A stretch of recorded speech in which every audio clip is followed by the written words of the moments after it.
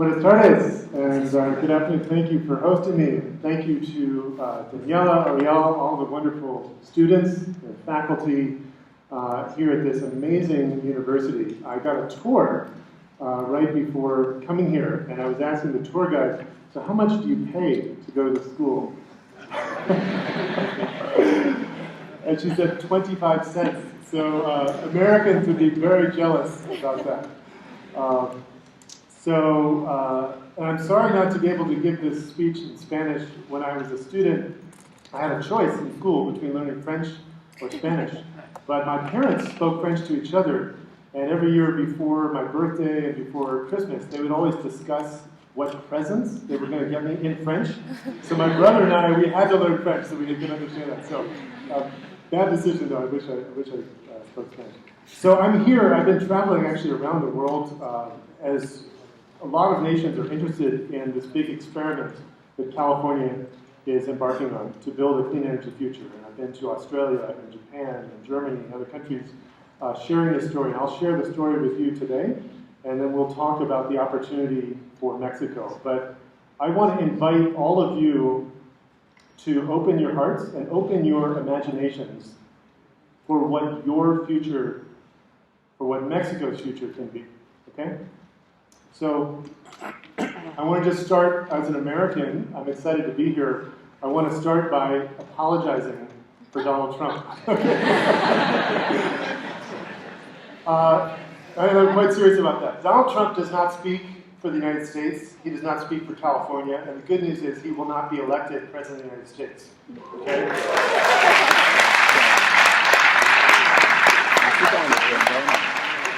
Donald Trump speaks for Donald Trump. Okay? He wants to build a wall. We want to build bridges. And that's why we're here. Okay? That's why we're here. Our future is together. Okay?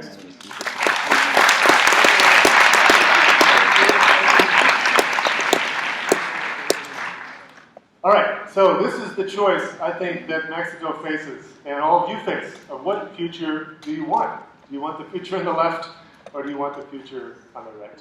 Okay, and you guys, you're at the best university in Mexico, okay? You're the best and the brightest. You guys are going to build your future. This is your choice. It's a choice you make. It's a choice you make. And you can change the direction you're going, and I want to tell you the story of how California has changed the direction. I actually want to start with the story of coal. So I've been in the energy business for 15 years. And when I was just starting in 2000, I went to a conference in Washington, D.C. on coal. And the guy told me, you know, coal is the past and coal is the future. We're going to have coal for 1,000 years. And you look at the history of coal, right? Coal has powered our world. This black rock has powered our world. The British Empire, you know, was built on coal power, right? Germany fought World War I and World War II. They wouldn't have been able to do that without coal, right? Coal has powered the United States. Coal has powered India and China. But coal is not the future, okay? And here's what's happened. This is an amazing story. So if you go back to 2011, in the United States, coal was the majority of electricity generation in the United States. Okay, and there were just 4 companies that provided the majority of that coal. All right, Peabody, Arch, Alpha, and Cloud Peak Energy. Right, so their combined value was $32 billion. All right, so since 2011, it's fallen by 99%. Okay, that is the steepest, the biggest decline in value in the history of the energy industry. Okay. 3 of those 4 companies are bankrupt today, right? The majority of coal mines in the United States today are owned by companies in bankruptcy. Okay, coal is dying. The end of the coal era has begun. Okay, and that's something we should applaud. Okay, because that's good for our future. And so you have to remember the people in the coal industry 10, 15 years ago, even as recently as 5 or 6 years ago, saying no. Coal's going to be here forever, 1,000 years, right? Not true. So here's what's coming. All right, in the United States, last year, the majority of new electric generation capacity, right, new power plants, came from renewable energy. The majority, 65%. Okay, so wind, solar, biomass. So fossil fuels, coal and gas, were the minority, right? So this changes, it's not, this might happen. This is last year. This is already happening, okay? And, you know, when California in particular, California got out ahead on clean energy policy. You know, 10 years ago, we started this big program to increase renewable energy. And the critics, do you guys know the Koch brothers? Is that the big oil billionaires in the United States who oppose renewable energy? You know, and they fund a lot of organizations that criticize states that are doing renewable energy. So the critics said, okay, if California, you're crazy to do this, if you know, invest in renewable energy, 3 bad things are going to happen, okay? Your electric grid is going to collapse. You're going to have blackouts because renewable energy is intermittent. Okay, that has not happened. We haven't had any blackouts. Your economy is going to collapse. Okay, so what's happened? California's economy has grown faster than the rest of the United States, all right? And they said unemployment is going to go up. People will be out of work, right? So actually, we've cut unemployment in half in California, okay? And so here's a good chart, because this shows the gross domestic product of California, okay? And that's going up. Our population is going up, okay? But at the same time, emissions, greenhouse gas emissions are going down, and greenhouse gas emissions per capita, right, per person, are going down even steeper, okay? So the experiment is working, okay? So I got started in renewable energy in 1997. I worked for Nelson Mandela in South Africa. So this was 2.5 years after the end of apartheid, okay? So one of the first things that Mandela did when he came to power, I was working in a black township on the Eastern Cape, right? They had no postal stations. They couldn't send mail from one side to the other because the white government didn't want that. So he put in these remote postal stations where people could go and send mail, and they were lit up. They had solar panels on the roof, and they were lit up. It had a battery bank, and they were lit up, and at night people gathered. And that's when I got excited, actually, about the potential of renewable energy and about the potential of solar energy in particular. And as I looked into it, I learned that every time demand for solar energy globally, every time demand for solar energy doubles, the price of a solar panel goes down by 20%. So what we need to do is create more demand to get solar cheaper, to get wind cheaper, right? And I got excited about the vision of taking solar energy from the smallest source of electricity generation to the largest source of electricity generation and making that transition happen in our lifetime. And that is precisely where I believe we're headed, okay? So I went home to San Francisco. I'm from San Francisco. And I worked for the mayor of San Francisco, Willie Brown. And there's a very funny story that I tell about Willie Brown. He is the only mayor in the United States that I know. He leaves his home phone number listed in the phone book. So anyone can call my home, which is crazy. Okay? And so this woman called him at 3 o'clock in the morning to complain, oh, Mr. Mayor, my street light is broken. So the next day, he writes it down and he gets it fixed. And then he set his alarm for 3 in the morning. He called it back and said it's fixed. So in 2001, we had rolling blackouts in California. It wasn't from renewable energy. It was from Enron manipulating the market. And every crisis is also an opportunity, right? So we decided to use that occasion. We put together a $100 million bond initiative for the voters of San Francisco to vote on to pay for solar panels on public buildings and energy efficiency. And so that's our biggest convention center, the Moscone Convention Center, which is now covered with solar. That was the largest solar roof in the United States when it was built. This is our airport, which is covered with solar, runs on solar power. That's City Hall, where our city government is, all solar powered, reservoir. And we had 2 power plants. And usually when they build power plants, they don't build them in the wealthy neighborhoods, right? They build them in the poor neighborhoods. So both these power plants were in the poor neighborhoods. We got both of those shut down, okay? I want to talk a little bit about federal subsidies for energy in the United States, because people often ask what I consider to be the wrong question about federal subsidies, which is, what is the subsidy this year Okay? I think the right question is, what is the subsidy all in, right, since subsidies began? And in fact, there's basically, so we've been heavily subsidizing oil, coal, and gas for a long, long time, right? And there's basically three differences between subsidies, federal subsidies for renewable energy and federal subsidies for wind and solar. So the first difference is that the subsidies for example, oil have been around for almost 100 years. They've been around, and the second difference is that they're much more numerous. So there's many more subsidies for oil, gas, and coal. But the most important one is that subsidies for oil, for example, they don't expire. So they get a tax break every year, and it just continues. Whereas the subsidies for wind and solar, which were only put in place very recently, they keep expiring, and then you have to go get a vote of Congress to continue it. Right? So our wind and solar tax credits will last for another roughly 5 years, and then they're finished, right? Whereas the oil one continues. So everything that we're doing in California and other states like New York and Hawaii that are pushing on renewable energy, it's to level the playing field against what's been done wrong by our federal government on energy. Okay? Can people understand me? Does that make sense? Yes.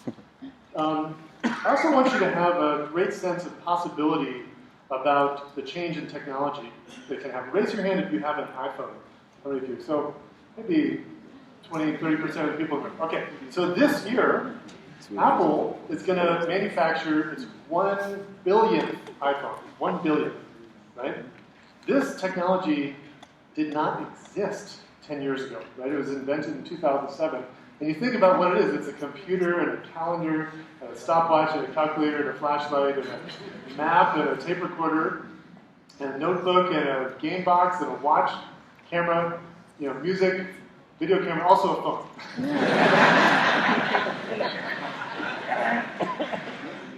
But, this is a radical change, right?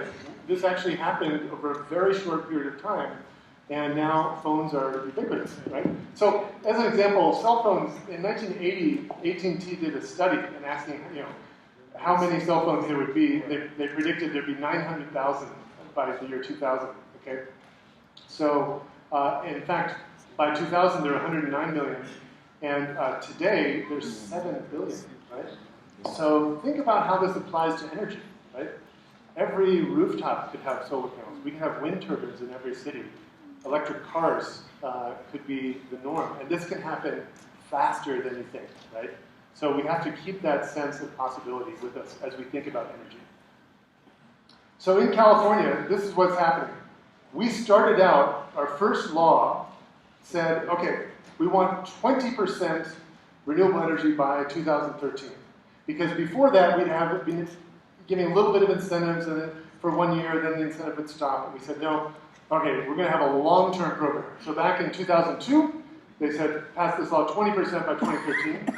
Then Governor Jerry Brown came into office in 2011. He signed this law, 33% renewable energy, which is wind, solar, geothermal, right, biomass, by 2020. Actually, that number does not include large hydro. So large hydro is extra. We only count hydro that's 30 megawatts and small. And then last year, we said, no, we want to go all the way to 50% renewables by 2030. And that law was carried by the strongest advocate for renewable energy in our legislature, who's Mexican-American, Senator Kevin De Leon. And he's a champion for renewable energy. That got signed into law. And if you think about it, it really flips the script, because when people think of solar and wind, they think of alternative energy, right? Actually, when you get to 50%, fossil fuels are the alternative energy. Renewables are mainstream, right? Yep. So that's the law today. And if you look around the United States, California has installed more renewable energy than any other state in the United States. Texas is second because of wind. They've done actually a very good job of wind deployment in Texas. But it's working. And none of the myths that were propagated about California collapsing and falling off into the sea, that has not happened. And in fact, everyone wants to be in California. California is so crowded now because people are coming from all over the country to be there. So this is partly possible because we broke a record. I'd like to bring up this story. Roger Bannister was the first person in the world to run a mile in under 4 minutes. And people before that said that's not possible. The human body is not capable of doing that. So as soon as he did that, the next month, then the next person broke the record, right? And the same thing happened with the price of solar power. We broke 4 cents a kilowatt hour, which no one thought could happen last year. And I believe in Mexico, the results of the most recent auction, now it's as low as 3.5 cents a kilowatt hour. That's cheaper than most new gas and all new coal, right? So that's where we are. Very exciting. And of course, the more the costs of solar panels come down, the more the market increases. I want to tell you a little bit about how my agency got started. So this is the 40th anniversary of the Energy Commission, and my agency was born out of a crisis. So 40 years ago, the demand for electricity was growing really fast, so 8% a year, and the state legislature did a study. Okay, where do we get all this electricity? And the answer came back, we have to build 40 nuclear plants. So we have an 800-mile coastline. That'd be 1 nuclear plant every 20 miles. And the legislature said, no, we're going to get serious about energy efficiency. We're going to get serious about renewable energy. And the Energy Commission was born with this mandate. And here's what happened. This red line shows the energy use in the United States. The Energy Commission started right here in 1975. And we set very strict standards for when you build a new home or a new commercial building, you have to meet very strict energy standards. You have to use energy efficient windows, energy efficient lighting, and when you buy a refrigerator and so on, it has to be very efficient. This is what happened. We got all this commercial, industrial, and residential savings, and now California uses half the energy per capita of the rest of the United States because of those, right? And if anyone wants these slides afterwards, I'm happy to share them. Okay? Here's an example of energy efficiency for the largest energy user in your house is typically your refrigerator. Okay, so this is the energy use of a refrigerator up until we put a standard in. We said to the whole refrigerator industry, you can't sell any refrigerators to our 40 million people in California unless you comply with these very strict efficiency standards, so you're not wasting energy. And the refrigerator industry said, no, that'll kill us. You know, we can't make it. Jobs are going to leave the state. Complete bullshit. Okay, this is what happened. The energy use plummeted. Okay, so the standards worked. And at the same time, the price of the refrigerator went down, not up. Okay, because they got to scale. And the size of the refrigerator went up. Right, so you have refrigerators that are more efficient, that cost less, and that are bigger. And it's a real example of where smart government policy can really make a difference that helps the environment and also saves people money on their electric bills, right? Another example is what happened with televisions. So in 2009, we put a standard into effect for televisions. And basically required televisions to cut their energy use in half. And if they didn't do that, they couldn't sell into California. Now, California's a big market, so they all want to sell into California. And that ended up saving $1 billion a year for California ratepayers. And because California is so large, what happens is a refrigerator manufacturer or a television manufacturer, they actually end up upgrading their manufacturing line for all of North America. So in many cases, we're setting an efficiency standard. We only have the legal authority to do it for California, but it benefits many other states.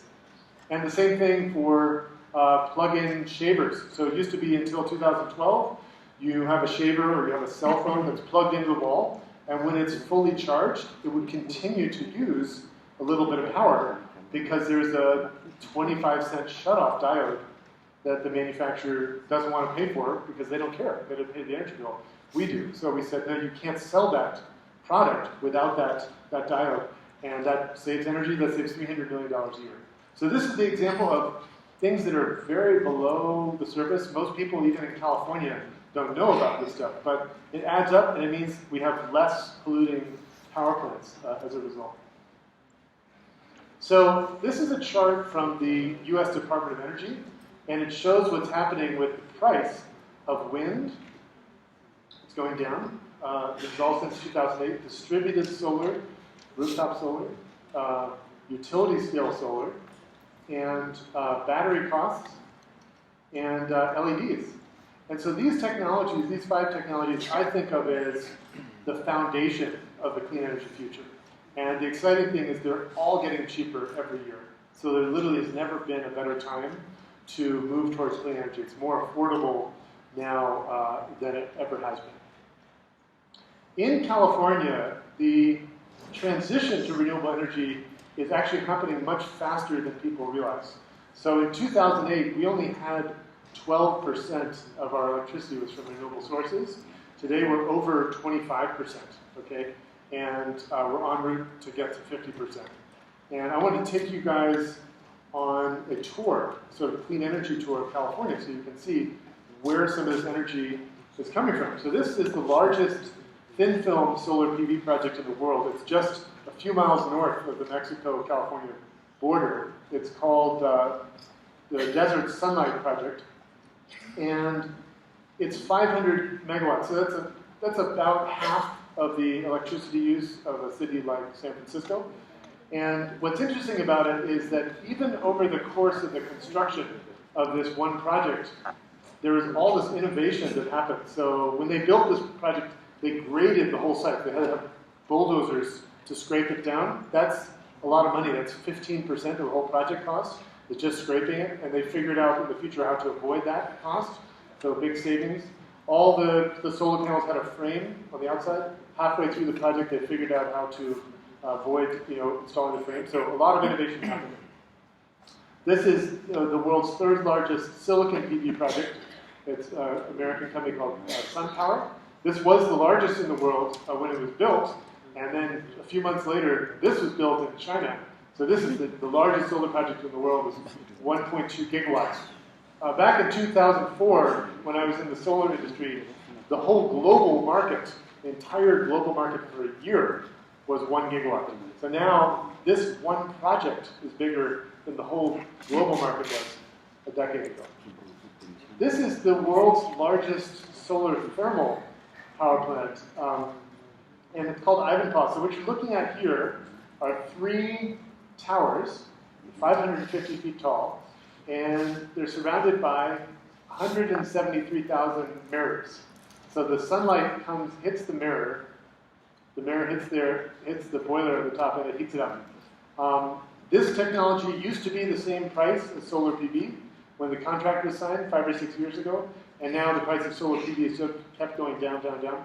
So this is now about twice the price of solar PV. So these are not getting built anymore, but it's the largest of its kind in the world. This is also the world's largest solar thermal trough plant. And you can see, actually, if you look, oops, let me go back. If you look at this, there's a tube here, and that has oil, synthetic oil in it. The light collects here and focuses on that, and that oil runs to a boiler. And that is not new. This project has been around for over 30 years, and it's a real example of how renewable energy lasts for a very long time. This is the world's largest geothermal power plant. It's called the Geysers, up in Napa. And we also have the world's largest wind project in Kern County in California. So, and also the largest biomass in the United States. So in virtually every technology category, California has the largest project in the world, right? And this happened pretty quickly. One example I want to share with you is all forms of energy generation, including renewable energy, actually impact the environment in some way. So the number one goal is, first you do energy efficiency first. You reduce your energy usage, and then you do renewables next. But as an example, we're able now to reduce the impact of renewables. This is the old type of wind turbine. So this is a lattice structure, and the birds would come and land on there, and then they'd get hit by the turbine, right? And so they'd spin, these turbines spun very fast. So as an example, this project here, they used to have 432 of the old turbines. They removed all of them. They put in 34 of these new ones, and it actually tripled the energy production. So you get 3 times more electricity, and it killed, the bird kill went down by 70%. So a real big, which is good for the birds. Solar on new construction. So we're leading the world right now on new construction. In Southern California, 27% of new homes are built with solar, and we provide incentives to encourage that. And today, because of all this activity, there are now more people working in the solar industry in California than work for all of our utilities combined. So we have 46 utilities, and the solar industry is bigger than the utilities. Right? But this can happen for Mexico, by the way. That's the point, right? So looking ahead, by 2020, this is all the different renewables, biomass, and geothermal, and small hydro, and solar PV, and solar thermal, and wind. We project about half of all the renewables are going to come just from solar power. Okay? And some cities have gotten out even ahead of the state. So this is a city called Lancaster, and they passed a law that said you can't build any building without solar. If you don't put solar in, you don't get to build a building, right? And when you do that, by the way, you build an energy-efficient home or a solar home, it also means people are more likely to be able to afford to live in the home and not default because your energy bills are lower, and so you have more money to make your payments on your house, right? In the United States now, we have over 1 million solar roofs. California has about half of these, so this would all be California. And here's some of the latest solar customers. So this is the White House. There's President Obama. This is the solar roof that he just put on the White House last year. Probably Donald Trump would want to take that off, but that's why we have to let it in. And this is Governor Jerry Brown in California. That's the executive governor's mansion. And he just, 2 months ago, put solar on the roof of the governor's mansion. In California now, the largest manufacturing operation is an electric vehicle factory. So this is Tesla, where all the Tesla cars in the world are made. And it's an interesting story. Before it was the Tesla factory, it used to be a joint venture of General Motors and Toyota. And in 2010, they went out of business and they closed down. And they had 5,000 employees. Okay? And everyone said, okay, that's the end of car manufacturing in California. What are we going to do? Then Tesla came in, they bought the plant. They have 12,000 employees now. And in California, we have 200,000 electric vehicles on the road today. All right? And they're coming out in next year with a car that's going to cost about $25,000, which is a mainstream car. All 100% electric. Right? And we're seeing a new trend as well of electrifying everything. So this is the new Tesla. This just got announced, called the Model 3. This just got introduced a couple weeks ago. And you have to sign up. You have to put $1,000 down to make a deposit. And after it got introduced, I asked my wife, hey, can I do this? And she said, let me think about it. Anyway, it took her a week to give me permission to put the $1,000. And during that week, like 300,000 people signed up on the wait list before me. So now I have to wait like another couple of years before I get the car. But I did sign up for that. We have also funded, by the way, we gave them, the Energy Commission in California, we gave them $10 million for this manufacturing line. We've also funded this company, which is called Zero Motorcycles. So this is a 100% electric motorcycle. And this is a 100% electric battery bus, a company called Proterra. So they're in 13 different cities in California. And this is an electric bicycle. So I am like the slowest bicycle rider in the world. I'm like the last person you want on a bike race. And I have a 10-year-old daughter. And I was biking with her, and I got one of those attachments so she could ride on the back. And I'm biking, and I'm going up this hill. And there's a guy, I'm sure you have them in Mexico, who like dresses, he's biking, he looks like he's racing the Tour de France. And he's going up this hill, and I passed him on the electric. He didn't know I was on an electric bike. So I felt great. So this trend towards electrification is where we need to go. The ultimate endpoint, the destination that I think we need to arrive at is where we actually electrify almost everything that's now powered with coal and gas and oil. And then you green that electricity to 100% renewables. Okay? So that's, to me, the ultimate goal where we're going. This is also happening in homes in California. These are homes built by a builder in Los Angeles, no gas line. So it's only electric, and that saves about $4,000 a year from not having to pay for the pipe to bring gas into the house. And then when you get a solar roof that provides all your electricity, then you have no utility bill. Right? So I want to talk a little bit about the new economy. I just mentioned, I used Uber and Airbnb. Raise your hand if you've used Uber before. There's almost everybody, okay? And what about Airbnb? Has anyone used it? Okay, so a little bit fewer, but these companies, again, they didn't exist 5 years ago, and now they're two of the fastest growing companies in the world. And if you think about, and they're part of the new economy, right? And if you think about what is it that defines the new economy, it's decentralized. They rely on technology. So Uber, for example, you have to have a smartphone. No smartphone, no Uber, right? You can't yell at the Uber driver. So, and they grow very, very rapidly. And in all cases, there's very strong resistance to the incumbents. What's the word for incumbents in Spanish? For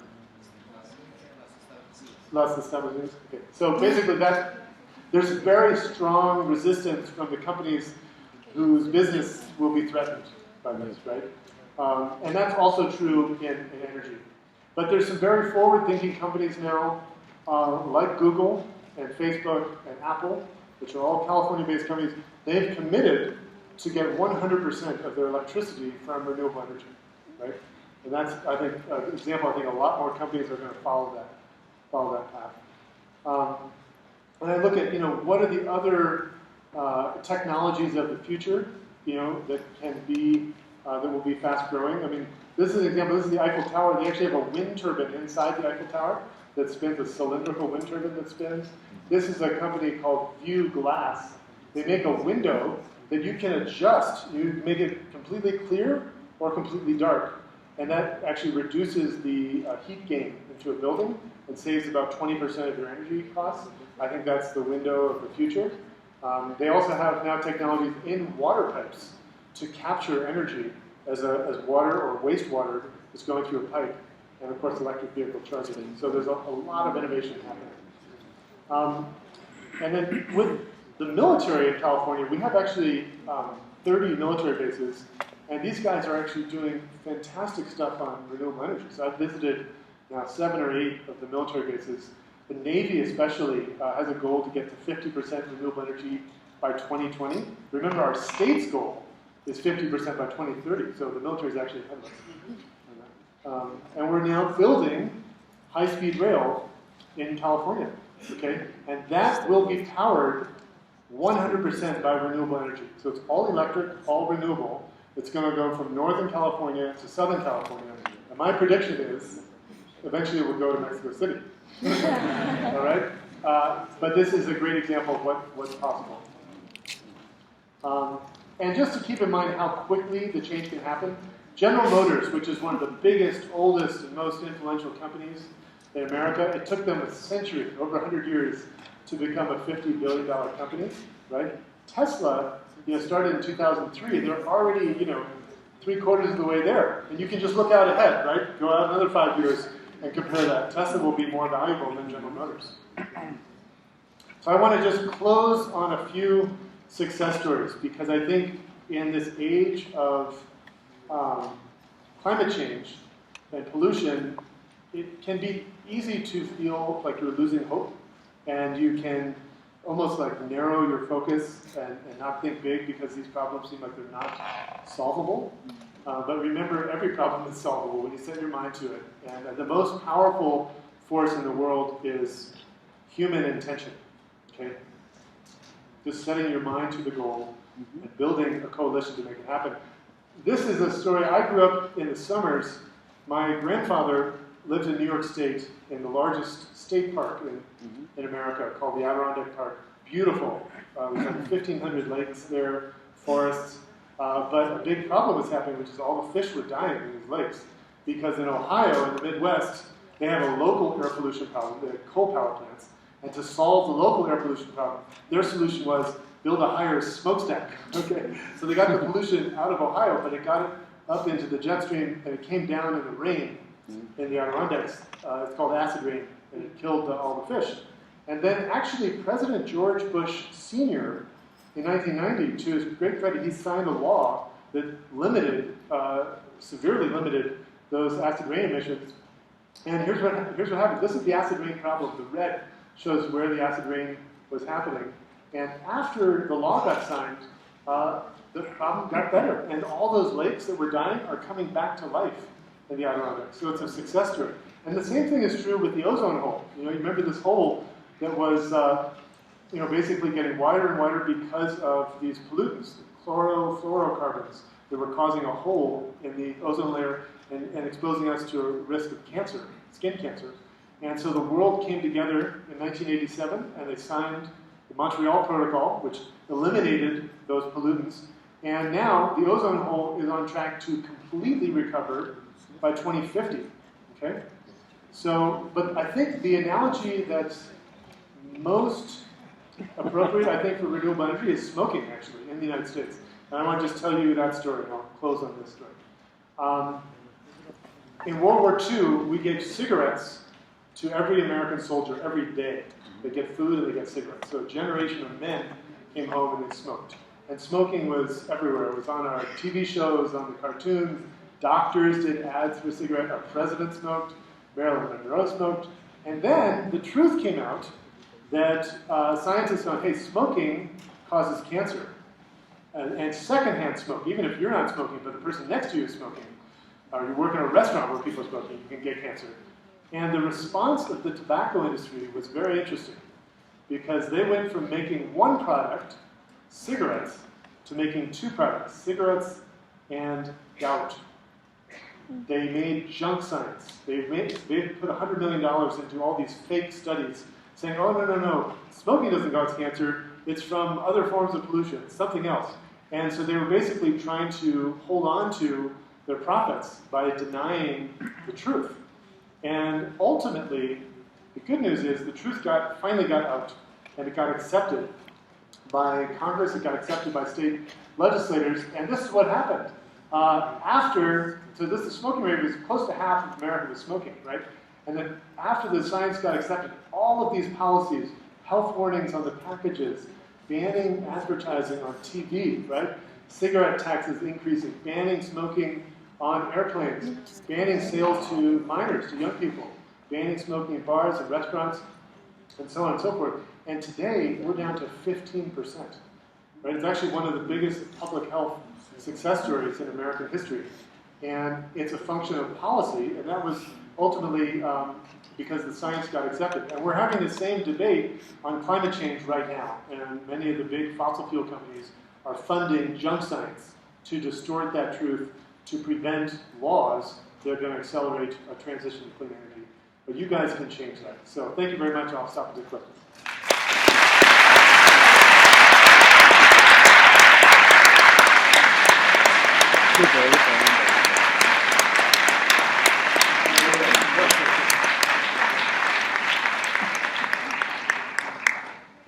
Thank you very much. That was a fantastic talk. So now we have time for questions and answers. If you don't mind, I think we have microphones, right, Ariana? How about lining up on the stairs for the questions? So we have the microphones here in front, and we can have people lining up. And in the meantime, I have just First of all, I want to acknowledge someone very important who made all this happen. He works closely with you, and that is a great partner of Mexico. Let me switch to Spanish, if I may. So, les quiero nada más pedir un aplauso para una persona muy importante que es nuestro amigo, nuestro aliado, nuestro paisano mexicano del estado de Jalisco, que es el jefe de asesores del Comisionado Hochschild. Si les pido por favor un aplauso para mi amigo Emilio Camacho, si te puedes levantar por favor.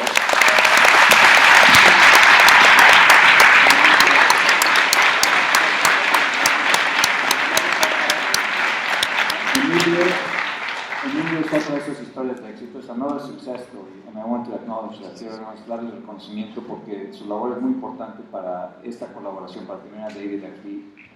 Y así como David mencionó al presidente del Senado de California, de la séptima economía del mundo, mexicano, americano y orgullosamente mexicano, el senador Kevin de León, el presidente del Comité de Energía del Senado de California, el senador Ben Hueso, mexicano, americano, y nos dijo personalmente, que lo vimos la semana pasada, que él me dijo: quiero que sepan que yo orgullosamente tengo pasaporte mexicano y americano.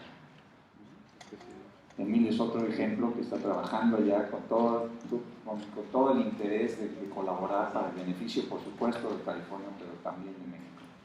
Quiero que lo tengamos muy en mente en términos de tratar de que nuestro país se acerque más a California y tengamos más de todos estos desarrollos que están a un lado de nuestra frontera, del lado norte.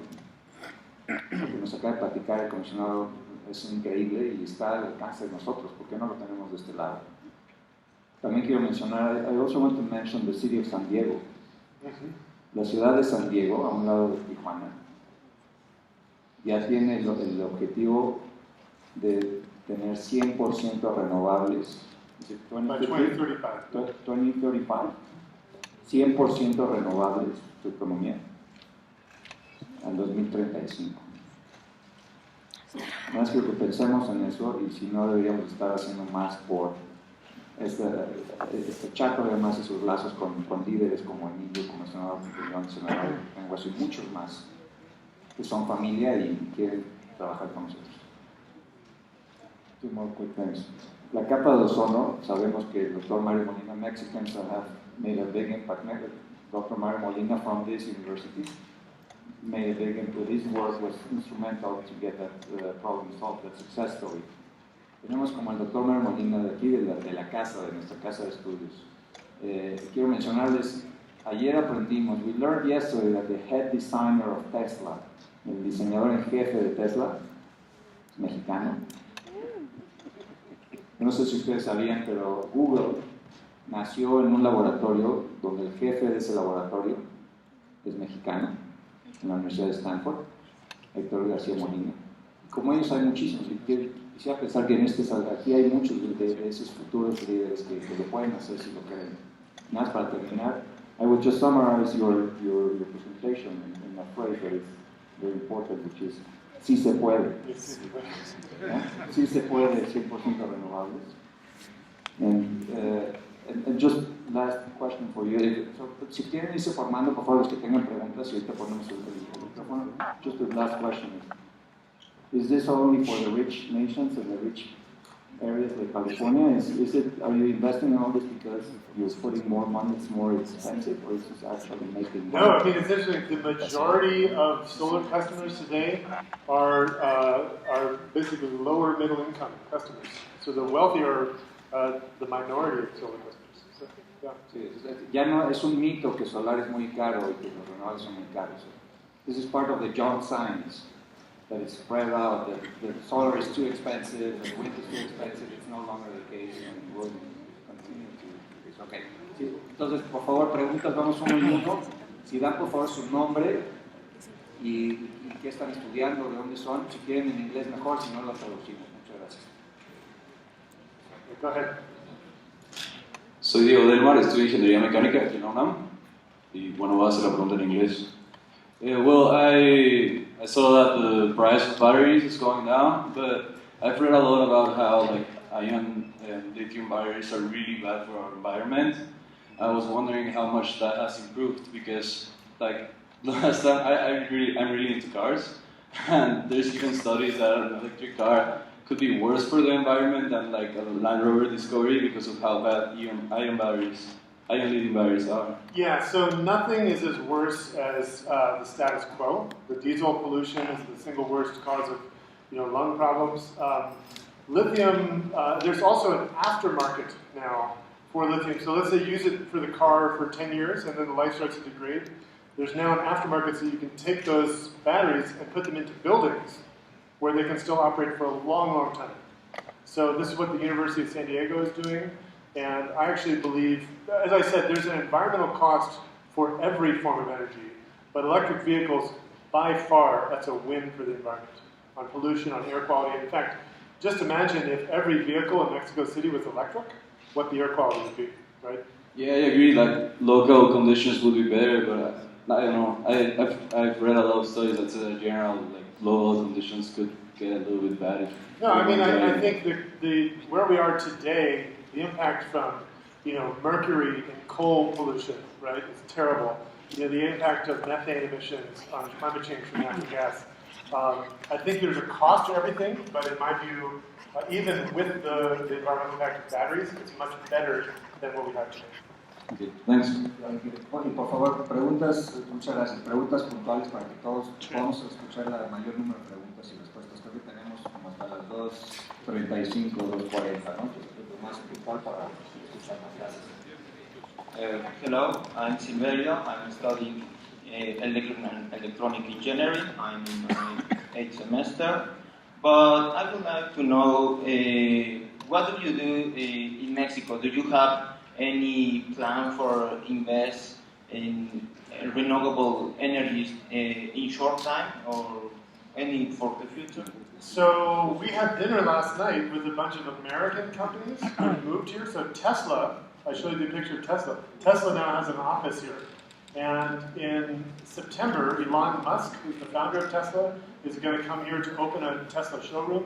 And Solar City is here. But the thing that's going to attract investment and attract jobs to Mexico are policies that mandate renewable energy. And local, that can be local policies in a city or nationally. That really is what drives the investment. So that's the most important thing. All the investment and innovation, I worked in Silicon Valley, that's my background. And a lot of investment came into Silicon Valley, but it came in because we had a policy that created a market. And so that's the most important thing to attract more investment. Mexico needs to set stronger goals. Good evening, my name is Moses. I'm studying petroleum engineering. I have a question because here in Mexico we have a lot of problems in our states and problems about climate. For example, we want to develop technologies in our states where there are problems of climate. For example, rain is going to damage the technology. How California have developed these technologies in those kind of territories where there are a lot of problems related with the climate and rain and those kinds of problems? You're asking if there's areas where there's a lot of rain? Yeah, for example, the rain that is damaging the technologies of, for example, solar panels. Those kinds of technologies have problems with the climate, no? So, no. Solar panels, at least I've been in the solar industry for my whole career. The quality of the panels, they're made to withstand all kinds of weather, rain, snow, and they have a typical solar panel has a 25-year warranty. And when they test the solar panel, I've been to the facilities where they test it, they submerge it in water, they hit it with hammers. It's very, very durable. Yeah. Go ahead. Good afternoon. Air Science School, Instituto Politécnico Nacional. Are you working on developing ocean power to produce energy? And do you have any pumping and pumping water? Ocean power. Okay, so the question was, am I working on ocean power? So there's basically 3 types of power from the ocean. Okay, there's wave power, right? There's tidal power, where you capture a tide coming in and going out. And then there's offshore wind power. So the first 2 are not really viable yet at scale, but the third, there's promise. They have a new technology for wind, where they take the wind turbine and they put it on a floating, like an oil rig. It floats, and they can put it way out, like 30 miles offshore, where you can't even see it from the shoreline. And then you just have an underwater cable. And so we have now the first offshore wind project has been.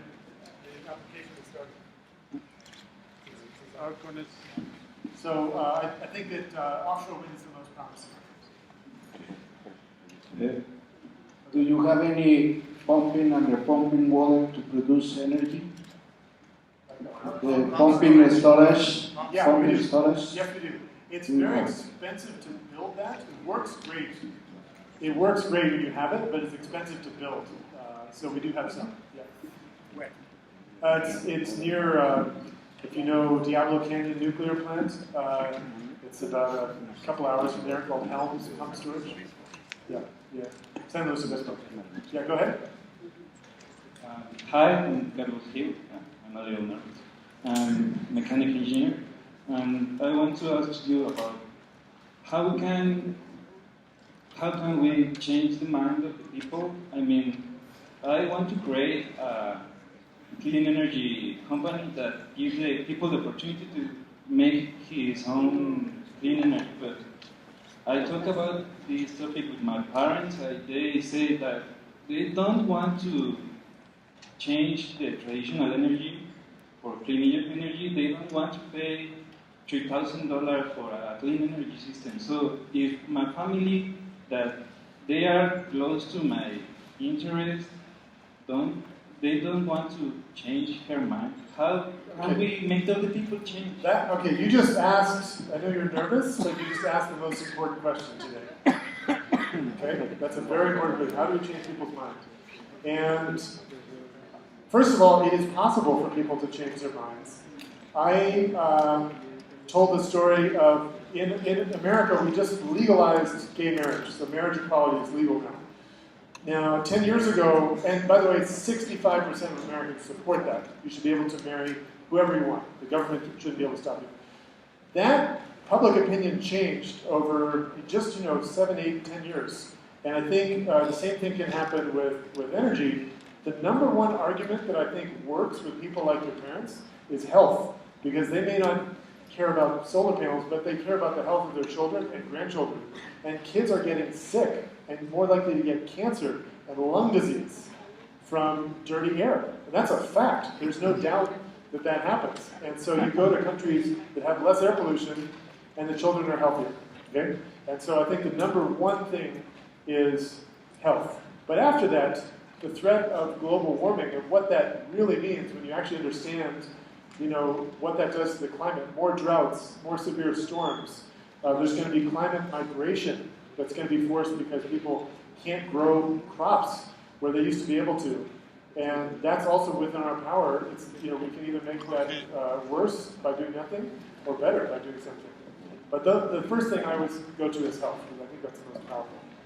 Thank you for the question.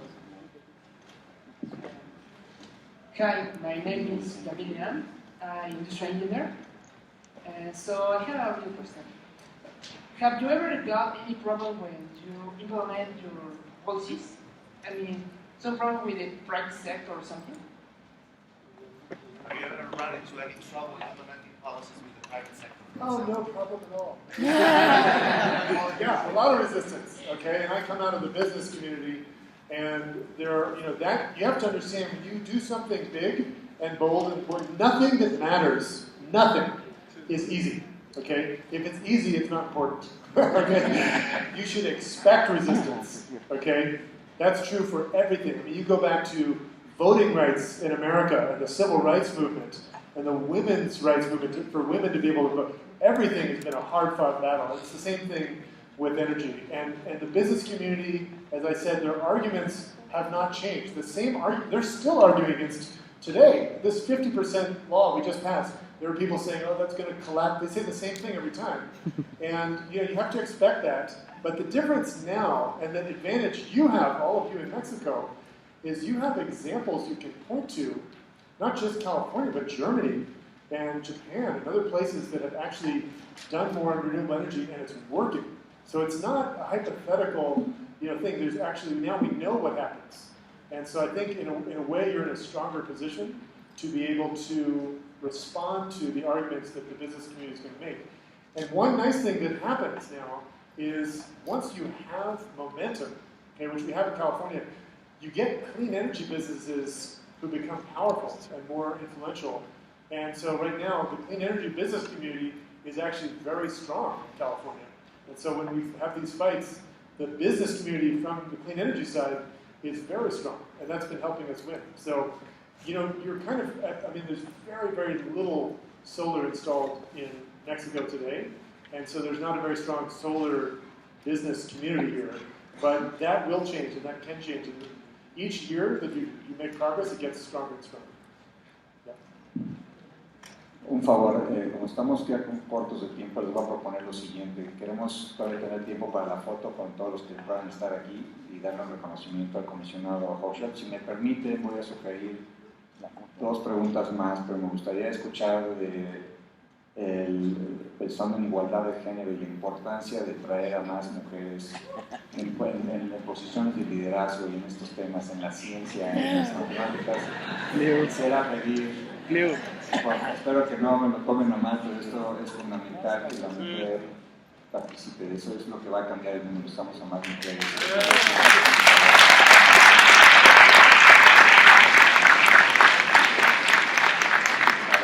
Para dejar bien claro el mensaje. Entonces, por favor, ustedes dos si se presentan y luego los invito a que pasen, los que tengan más preguntas, los invito a que pasen después a saludar al comisionado, nos tomamos la foto, le damos un reconocimiento y un aplauso también para terminar. Muchas gracias.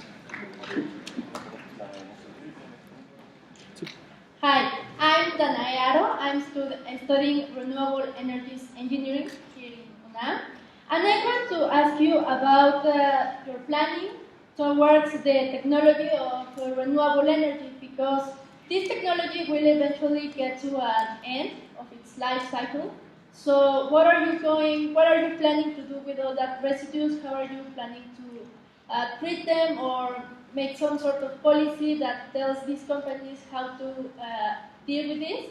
Because this is a growing business, we are having a lot of innovation, and innovation means changing. So what are you planning to do? So the question was about what happens at the end of the life of a wind turbine or solar panel. And the good news is that those materials are recyclable, so it's metal mostly for wind, and silicon for solar panels. So you don't have a lot of harmful chemicals in there. You know, you talk about nuclear plants, for example. All right, so we built in California 5 nuclear plants. 5. Now we shut down 4 of them. That's costing $10 billion to restore those sites, and they still don't know what to do with the waste. And so that every site where there was a nuclear plant, now we have soldiers guarding that to prevent terrorists coming in to take the nuclear material. Right? So this becomes expensive and it's dangerous. Renewables don't have that problem. They can, for the most part, be recycled, wind and solar in particular. But they have a very long life cycle. So the warranty on solar panels today is 25 years, but there have been solar panels in operation for over 50 years continuously. And I think the stuff that we're building now is longer lasting than it used to be. So I think as you compare to other technologies, renewables I think are easier to deal with at the end of their life. Okay, I think this is the last question. Hello, I also need to work on my Spanish. My name is Julia. I'm a graduate from the University of Waterloo in engineering. And my question is, looking ahead in Mexico, you talked about subsidies. What kind of subsidy tools, maybe in your experience or in other jurisdictions, do you recommend for Mexicans looking to stimulate the development of renewable energy? Yeah, that's a great question. So the single most important thing, I think, from a policy perspective, is don't do the short term. Don't do 1-year policy or 2-year. Do a 10-year policy or 15-year policy. We just passed this 50% renewable by 2030. Okay, so that's 15 years out. And what happens when you do that is investors respond. So they know there's going to be a market for solar and wind and geothermal, and they take more risks. They put more money in because they have certainty there will be a market there. And the money that comes in funds innovation. And so the cost of renewable energy comes down by 3 things: innovation, automation, and scale, getting really big. And so all 3 of those things happen when you have a long-term policy. That's the number 1 lesson. Don't do short-term policies. Have a long-term mandate. I think the law that we have, just mandating every utility to buy a certain percentage from renewable energy, has worked really, really well. And we have more clean tech investment coming into the state of California than all of Europe and all of China combined. So California is really like the clean energy capital of the world, but because of that long-term policy. All right, thank you all so much. I think we're going to do a picture.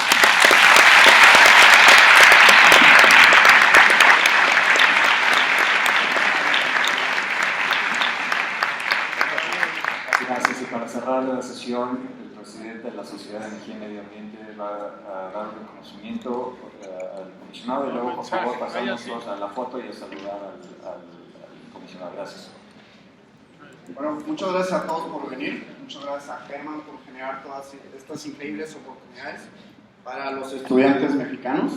Los invito a todos a estar atentos a todo lo que hace el Fondo de Sustentabilidad Energética, a su boletín, a todas las oportunidades de becas, etc. Y al doctor Hochschild por venir y ofrecernos este ejemplo de cambio, este ejemplo de éxito. Y ahora nos toca a nosotros, los estudiantes mexicanos, de replicarlo aquí y de generar este cambio que todos queremos y que sabemos que podemos hacer. Entonces, empecemos ahora y hagámoslo juntos. Muchas gracias.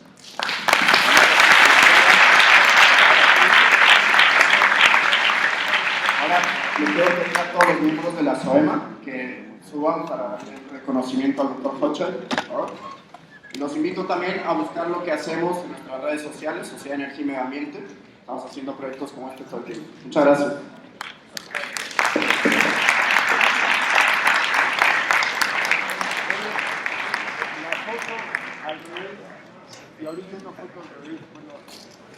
I've always wanted to be a graduate of UNAM, so now. La foto con la Sociedad de Energía y Medio Ambiente y luego con todos, una vez que tomamos la foto, por favor. Que sigan aquí a las instrucciones del fotógrafo, por favor, vengan pasando, ahorita nos vamos a tomar una foto aquí todos. Bien, primero que se toman la foto y ahorita venimos, se pueden ir viniendo aquí al frente, vamos a estar todos juntos de alguna forma como nos diga el fotógrafo. 1, 2, 3. Ahora para. Muy bien, ahora.